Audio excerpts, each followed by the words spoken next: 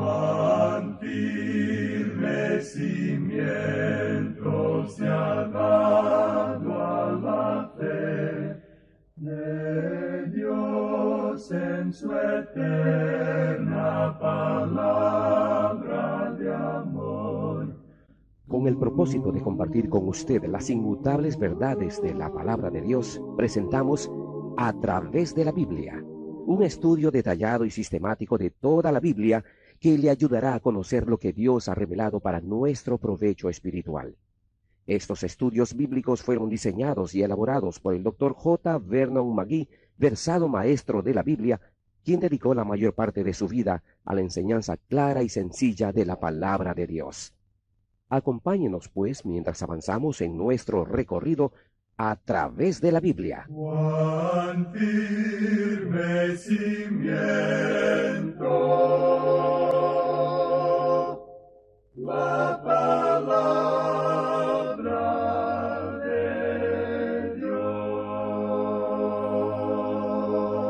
Es un gozo estar nuevamente con usted, amigo oyente, para traerle otro estudio de la serie A Través de la Biblia. Nos encontramos ya al final del capítulo 19 de este primer libro del Antiguo Testamento. Y comentábamos que Lot en realidad no había ganado mucho cuando se fue a vivir en la ciudad de Sodoma. Había perdido todo menos su propia alma. Y dijimos que esto es una imagen de muchísimas personas hoy en día que no quieren juzgar el pecado en su vida. Son salvos, pero solo así como por fuego. El Señor ha dicho de una manera muy definida que cuando los hombres rehúsan juzgar el pecado en sus vidas, Él lo juzgará. Y al parecer, ese es el caso de Lot. Bien, no queremos dejar este capítulo sin dar un vistazo a Abraham. Leamos los versículos 27 y 28 de este capítulo 19 de Génesis que estamos estudiando. Y subió Abraham por la mañana al lugar donde había estado delante de Jehová. Y miró hacia Sodoma y Gomorra, y hacia toda la tierra de aquella llanura miró. Y he aquí que el humo subía de la tierra como el humo de un horno. Cuando Abraham miró hacia allá, creemos que en su corazón sintió tristeza. No estamos seguros si él sabía que Lot había escapado. Posiblemente se enteró más tarde. Pero cuando miró hacia las dos ciudades, es probable que sintió tristeza al pensar en Lot. Abraham no había invertido ni un centavo en esas dos ciudades y por tanto, al llegar el juicio a Sodoma, no le perturbó de ninguna manera. No estaba, pudiéramos decir, enamorado de las cosas de Sodoma ni de las cosas de este mundo. El apóstol Juan dice en su primera epístola, capítulo 2, versículo 15, «No améis al mundo, ni las cosas que están en el mundo». Un predicador dijo en cierta ocasión que él tiene un mensaje que ha titulado «Visitando los puntos de interés en Sodoma», en el cual trata de mirar a Sodoma a través de los ojos del mismo Lot. Seguramente Lot tenía un mal concepto de la ciudad. La esposa de Lot, por su parte, se enamoró de ella. Luego presenta el concepto de Abraham, quien no perdió nada en esa ciudad. También se puede visitar a Sodoma con el Señor y mirarla desde el punto de vista de Dios. Es una lástima, amigo oyente, que la iglesia no esté mirando al pecado de la sodomía como el Señor lo mira. No creemos que sea más grande hoy que lo que ha sido en el pasado. Lamentablemente, hay un porcentaje grande de nuestra población que es homosexual y que se entrega a la perversión. Hoy hablamos de ella en una manera mucho más franca que antes.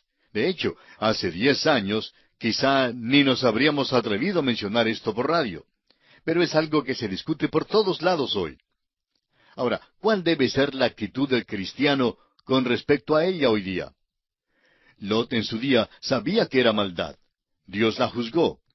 ¿No es suficiente, pues, que el Hijo de Dios hoy sepa que no debe comprometerse con este tipo de cosas? Es pecado. Unos dicen que el gustar de la sodomía es una enfermedad. Lo mismo se dice en cuanto al alcoholismo. Y por supuesto que es una enfermedad. Claro que tal persona está enferma, pero ¿qué fue lo que le causó, lo que le impulsó a tomar la primera bebida? Y luego a continuar bebiendo hasta que llegó a convertirse en un alcohólico, en un enfermo. Amigo oyente, el pecado fue la causa, el pecado es el problema. Así es como lo llama el apóstol Pablo en el primer capítulo de su epístola a los Romanos, y Dios dice que los entregó. Este capítulo 19 de Génesis, pues, es muy importante para la generación de nuestros días. Y llegamos ahora al capítulo 20. Tenemos aquí un capítulo que no nos parece demasiado importante. Lo que encontramos aquí es algo que pensamos que nos gustaría excluir. Abraham repite el pecado que cometió con respecto a Sara cuando bajó a la tierra de Egipto. Mintió acerca de ella y la llamó su hermana.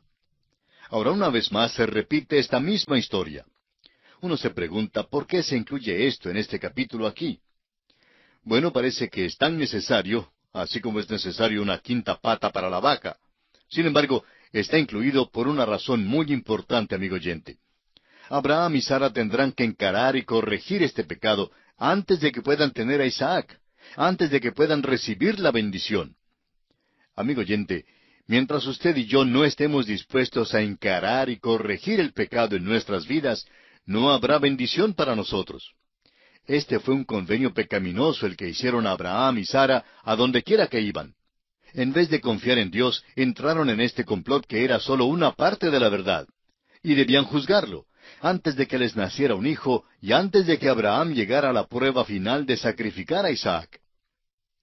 Ahora el versículo 1 y el versículo 2 de Génesis capítulo 20 nos dicen, De allí partió Abraham a la tierra del Negev, y acampó entre Cades y Shur, y habitó como forastero en Gerar. Y dijo Abraham de Sara su mujer, es mi hermana. Y Abimelech, rey de Gerar, envió y tomó a Sara. Ahora esto es muy interesante. ¿Cree usted que Sara era bonita, era bella? Bueno, aquí tiene casi los 90 años, y en realidad era muy hermosa, amigo oyente. No hay muchas mujeres que puedan llenar los requisitos de este departamento en particular. Ahora Abraham viaja algo lejos hacia el sur de la tierra. Ha ido más allá de Cades Barnea, a donde los hijos de Israel subieron y no podían entrar en la tierra. Ha bajado a Gerar y no creemos que debiera haberlo hecho. Sea lo que fuera, miente una vez más en cuanto a Sara. Luego Dios aparece a Abimelech, rey de Gerar, en sueños. Y quisiera leer la confesión de Abraham después de que Abimelech se entrevista con él. Es lo que hace importante este capítulo y revela el hecho de que a Abraham y a Sara no les nacerá Isaac hasta cuando encaren y corrijan el pecado que hay en sus vidas. Recuerde que este pecado data desde su convenio más temprano. Leamos los versículos 11 y 12 de este capítulo 20 de Génesis. Y Abraham respondió, porque dije para mí, ciertamente no hay temor de Dios en este lugar, y me matarán por causa de mi mujer. Y a la verdad también es mi hermana, hija de mi padre, mas no hija de mi madre, y la tomé por mujer. Abraham está hablando con Abimelech, quien está grandemente perturbado al pensar que Abraham hiciera tal cosa y mintiera acerca de su esposa.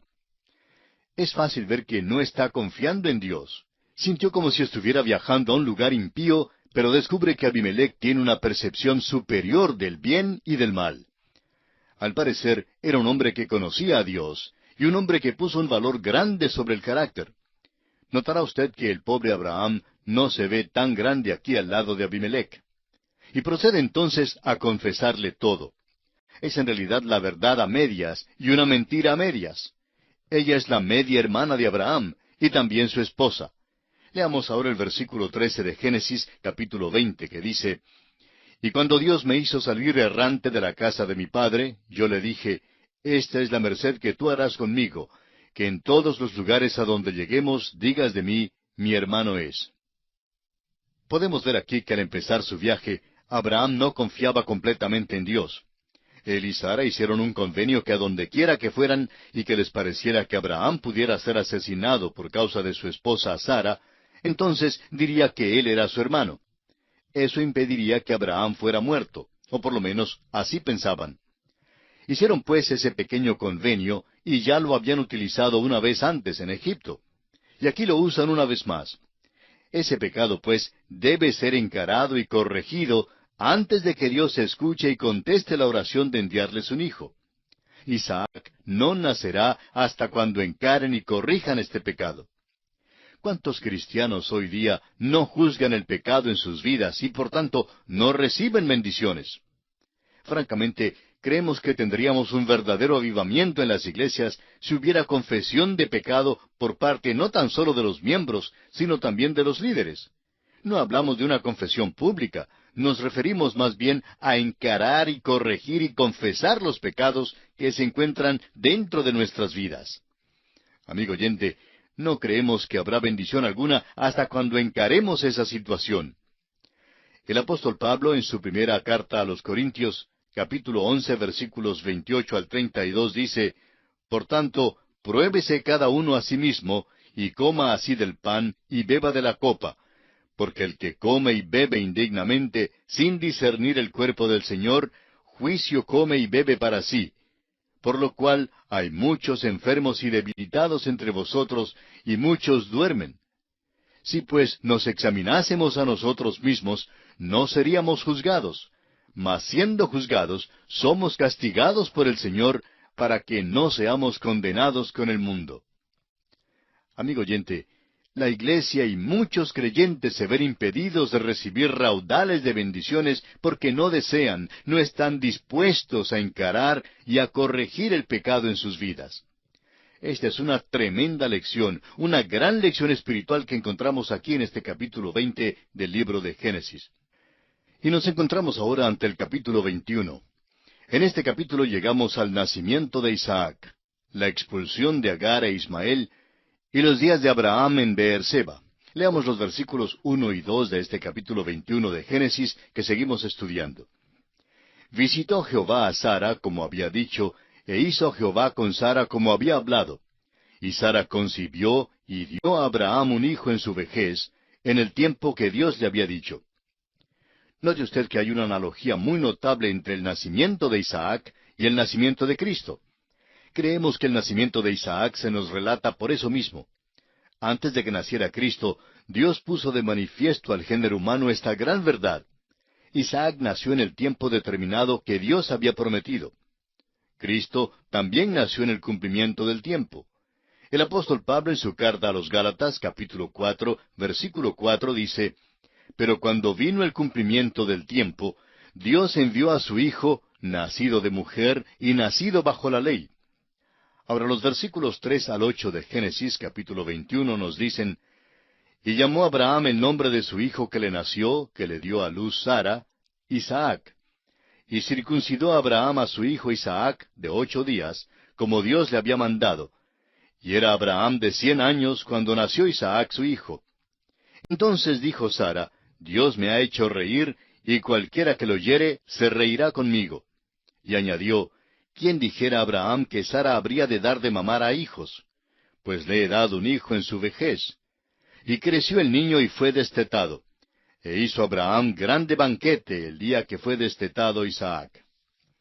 Ahora tenemos aquí unas verdades muy notables que debemos entender. En primer lugar, el nacimiento de Isaac fue un nacimiento milagroso. Fue contrario a la naturaleza. Pablo, en el capítulo 4 de su epístola a los Romanos, el cual ya hemos leído anteriormente, dice que Abraham no consideró su cuerpo que estaba ya como muerto, ni consideró la esterilidad de la matriz de Sara, sino que tuvo fe en Dios. Así pues, de la muerte Dios produce la vida. Este es un nacimiento milagroso. Y debemos tener en cuenta que Dios no presentó de repente algo nuevo en el nacimiento sobrenatural de Jesucristo. Comenzó a preparar a los hombres para tal evento, y así, mucho antes, allá en el nacimiento de Isaac, tenemos un nacimiento milagroso. Vimos en el capítulo anterior cómo Dios tuvo que contender con Abraham y Sara antes de que naciera Isaac. Ellos tuvieron que reconocer que ellos mismos no podían hacer nada, que sería imposible para ellos. Abraham tenía 100 años y Sara tenía 90 años. En otras palabras, el nacimiento de Isaac tiene que ser un nacimiento con el cual ellos realmente no tuvieron nada que ver. Leamos ahora los versículos 9 y 10. Y vio Sara que el hijo de Agar la egipcia, el cual ésta le había dado a luz a Abraham, se burlaba de su hijo Isaac. Por tanto, dijo a Abraham: Echa a esta sierva y a su hijo, porque el hijo de esta sierva no ha de heredar con Isaac mi hijo. La llegada del pequeño Isaac al hogar ciertamente produjo mucha dificultad. Ismael, el hijo de Agar, se burla del nuevo pequeño de la familia. Y aquí empezamos a notar la naturaleza y el carácter de este niño Ismael. Hasta aquí parece que había sido un niño bueno, pero ahora, con la llegada del nuevo niño a la familia, Él se presenta como realmente es. Y esta es una ilustración del hecho de que un creyente tiene también dos naturalezas.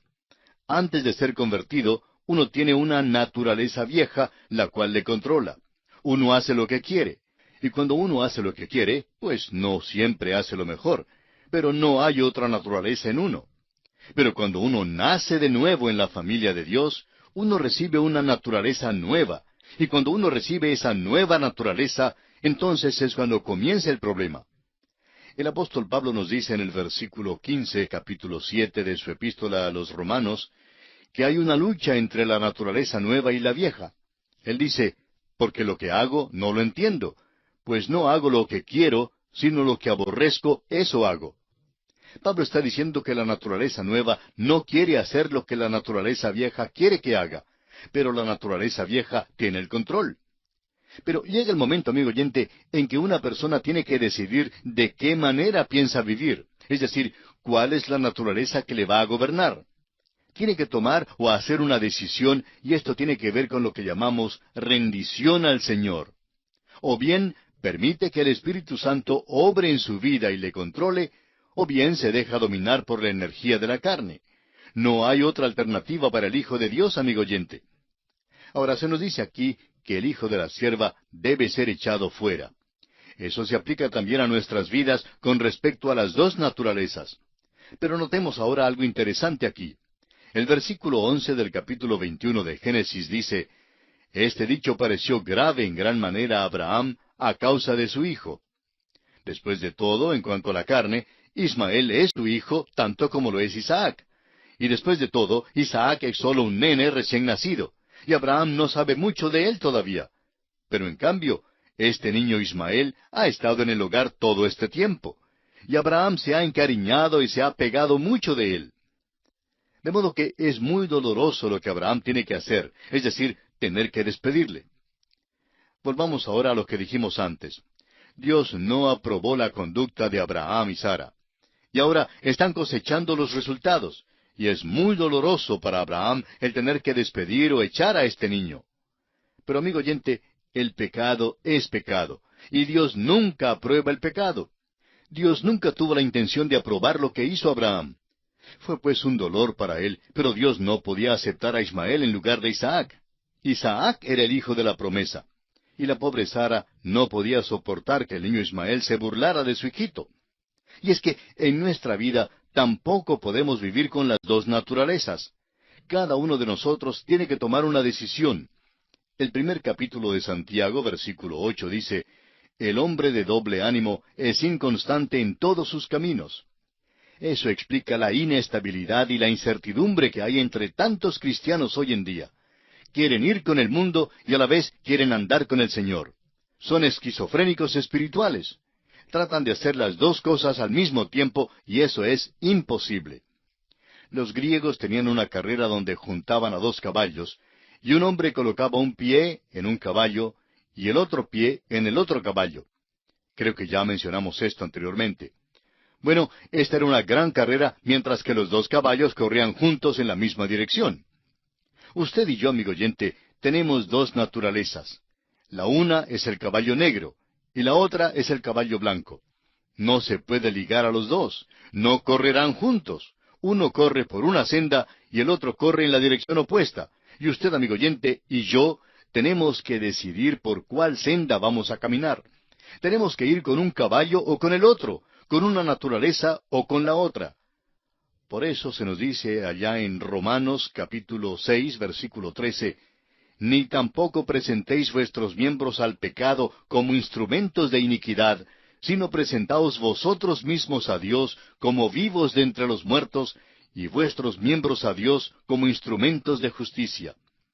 Y en el capítulo 8 de esta misma epístola a los Romanos, versículos 3 y 4 dice, porque lo que era imposible para la ley, por cuanto era débil por la carne, Dios, enviando a su Hijo en semejanza de carne de pecado, y a causa del pecado, condenó al pecado en la carne, para que la justicia de la ley se cumpliese en nosotros, que no andamos conforme a la carne, sino conforme al Espíritu. La ley trató de asirse, de agarrarse del hombre, pero la naturaleza vieja no pudo llenar los requisitos de la ley. En cambio, el Espíritu de Dios sí pudo hacerlo. Este es el gran mensaje que encontramos aquí en este capítulo. Luego notará usted que el niño creció y fue destetado, y Abraham hizo un gran banquete para celebrar este acontecimiento. Primero, este niño vivía para alimentarse, para nutrirse de la madre. Luego vino el día en que tuvo que ser destetado. El apóstol Pedro en su primera carta, capítulo 2, versículo 2, nos dice, «Desead como niños recién nacidos la leche espiritual no adulterada, para que por ella crezcáis para salvación». Ahora, amigo oyente, llega el día cuando de veras usted querrá salir de la niñez, y por tanto no debe leer solamente el Salmo 23 y el capítulo 14 del Evangelio según San Juan.